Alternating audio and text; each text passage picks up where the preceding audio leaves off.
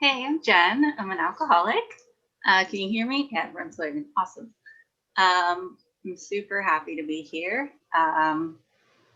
Like Sean said, I'm from California. I'm currently in Petaluma, California. I've been sheltering in place with my parents, which has been a lot of time with them, but it's also been great. And feel like I've done almost a lifetime of living amends. So it's amazing. My sobriety date is September 4th, 2009. Um, I have a sponsor. I sponsor women. I have a home group that's online now, like everything, but I have had a commitment the whole time and continue to show up every week. And yeah, I'm just super, super grateful for, the AA program overall, but really Zoom and these meetings, have kept me sane, have kept me connected. And I just wouldn't have the life I have without this program.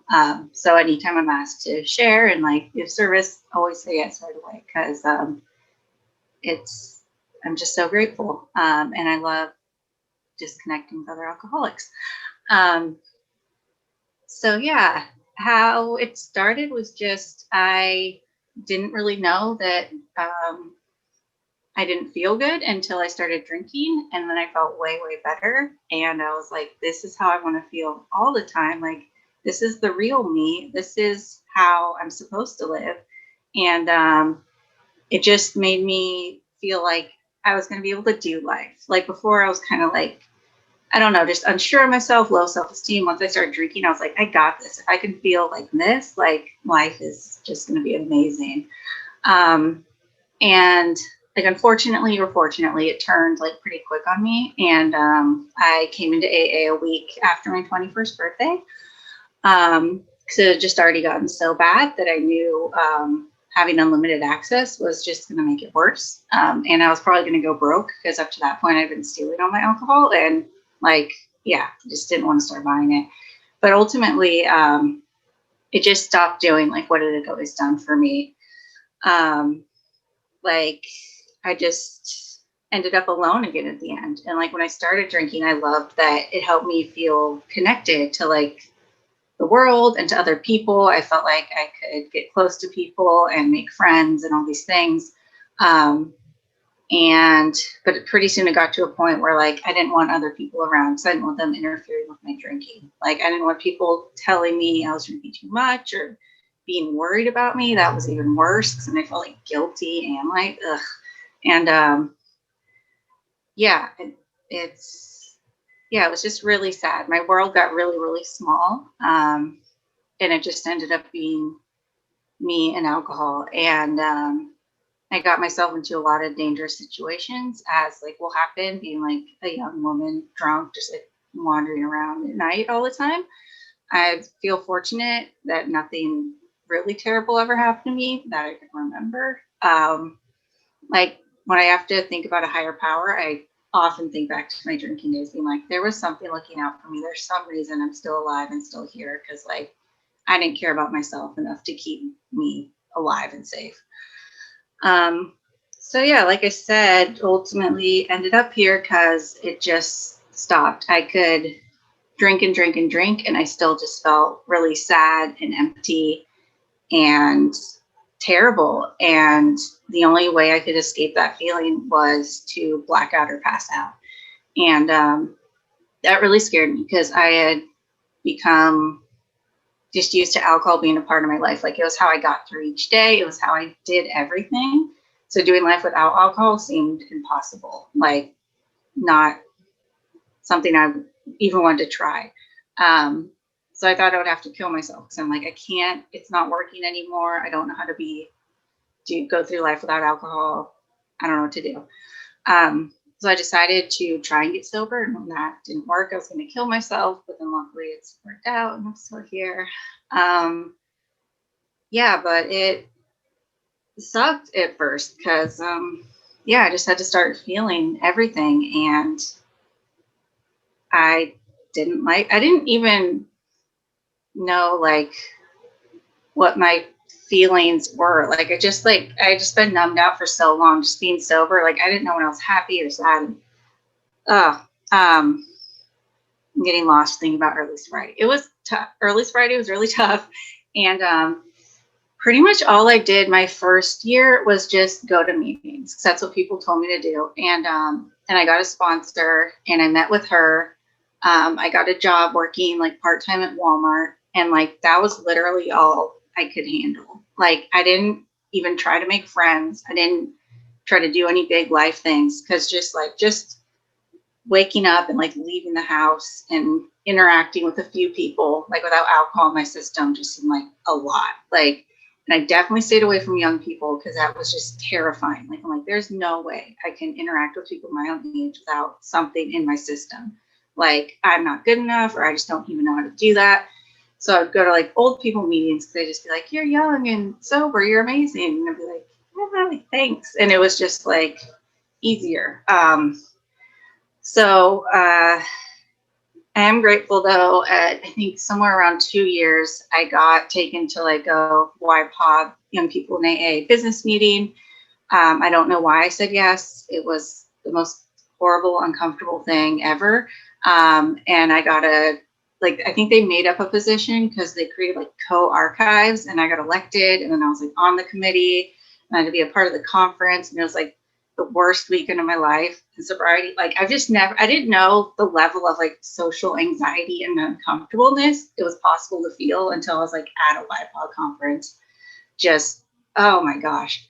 But I kept showing up, and like now I love it, and now I miss it like terribly. Like going to Akipon, California was kind of the last AA thing I did before like the lockdown started, and now I'm just like forever even more grateful for that experience.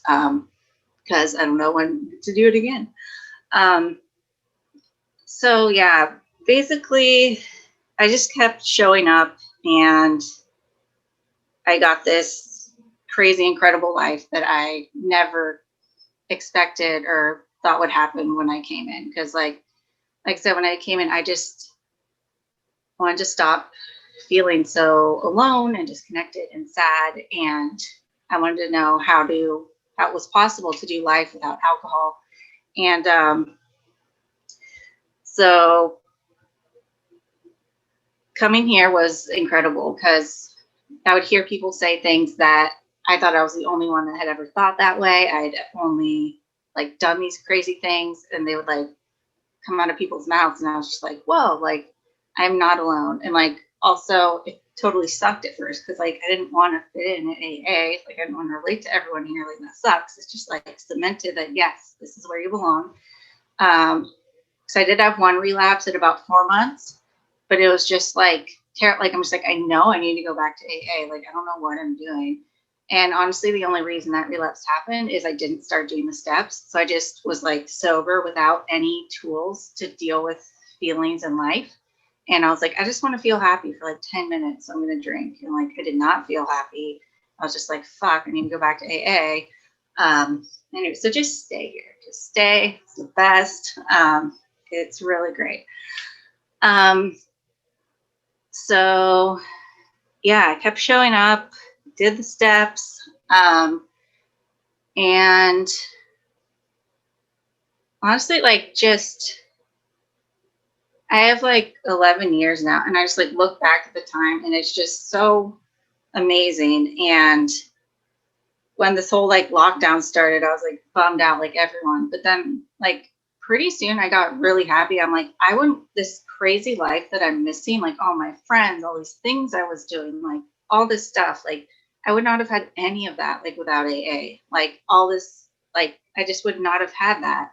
And so ultimately, I mean, because I didn't have a job or anything when this started, I just started like volunteering to do service at online meetings, like a bunch, because it was like the only thing I knew to do. I'm like, I don't know what is going on with like my job, with anything. I'm like, but I know I need to stay sober, because like when I'm drunk, I can't help anyone. Like I make their lives worse. I add stress. I'm just like pretty useless. So I'm like really grateful that among like so much uncertainty, I know that like going to AA, showing up, and staying sober is one thing that's constant. And I mean, honestly, even like before the pandemic, that was the case. I had this experience where when I'd gone to a meeting every day from like day one of sobriety, sometimes 2 a day.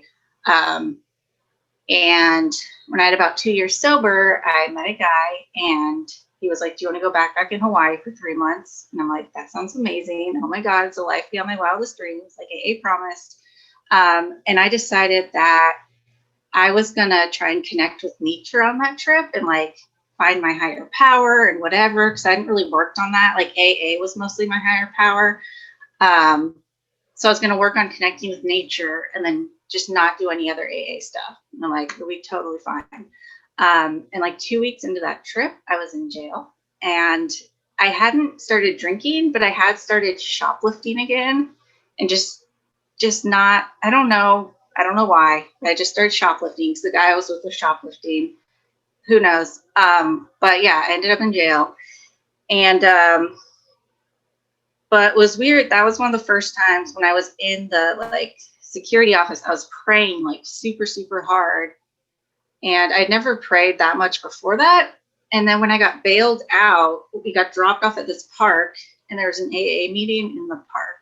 And it was super weird.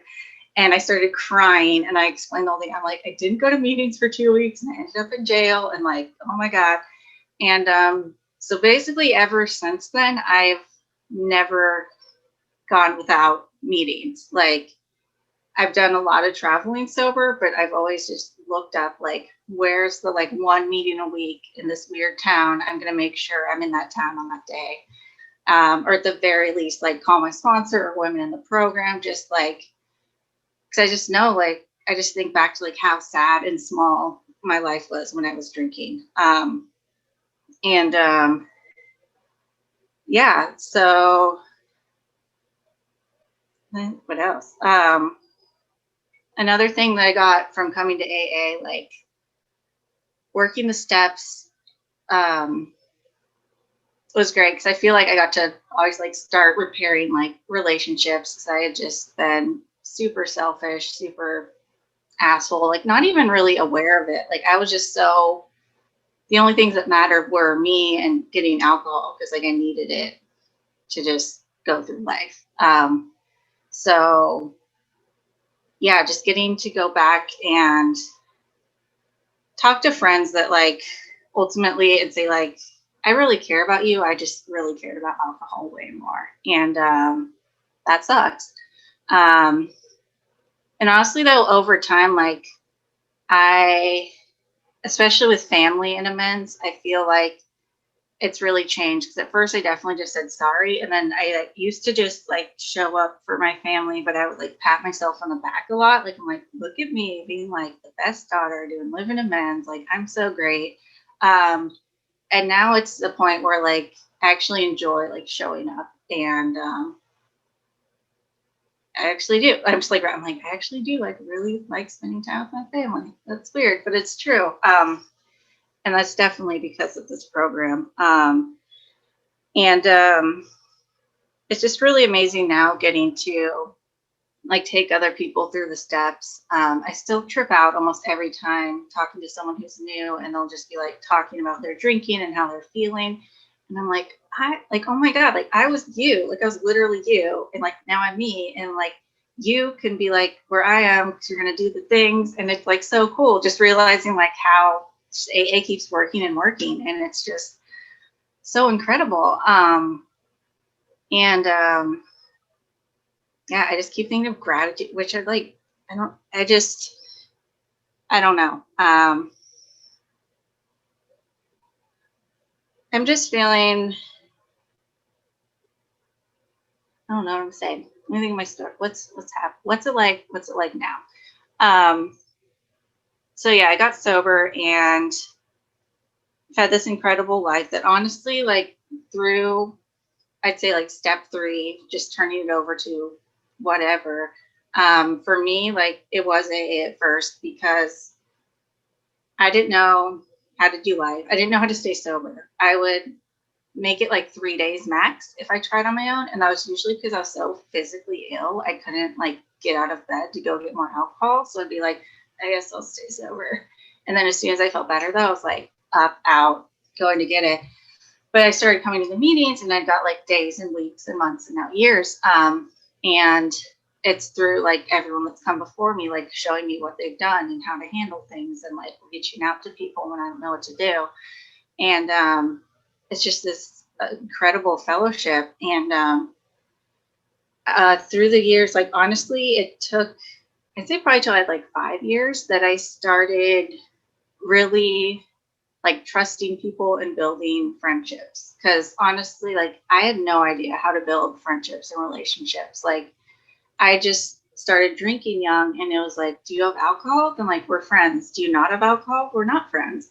Like, and it didn't matter if it was like maybe like my best girlfriend from high school or like some like creepy older dude. He had alcohol. He was my best friend now. And like, so just being sober, I was like, I don't even know how to do like friendships and like that.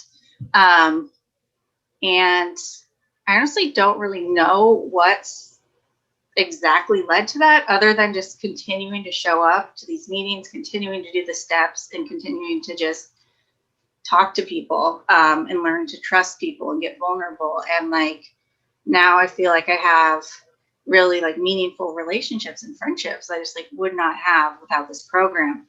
And honestly, that was a thing that I got like mad about at the beginning of lockdown, because like I still feel like that's like a new life skill. I'm still like learning like how to make friendships and like stay connected with people.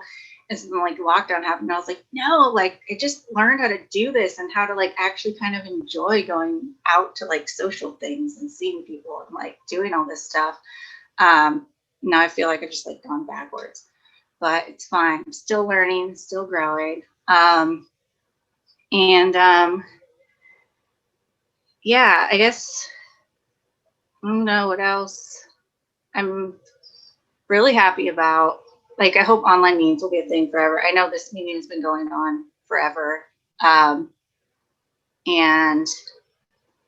now I'm glad I know like what Zoom's all about, because I'm stoked to keep going. Because I think in the past I went to one online meeting that was like an AOL chat room style like meeting, and I was just like, oh, it's like low tech, and like I'm not feeling this. But Zoom, I fucking love Zoom. Especially because like as soon as I can, like I want to start like traveling and hiking, like really like hiking. I like walked from Canada to Mexico twice, and like that would not have happened without AA, obviously. And like I said, part of that, like the way I stay connected through that is I would just download tons of speaker tapes, call people whenever I had service, and then like find these weird little meetings in these weird little towns. And it's just cool. It's like, it's the same everywhere. It's like the same steps. It's people have the same experiences, and it's just so cool to just, yeah, be wherever. And there's someone who you can relate to. Yeah.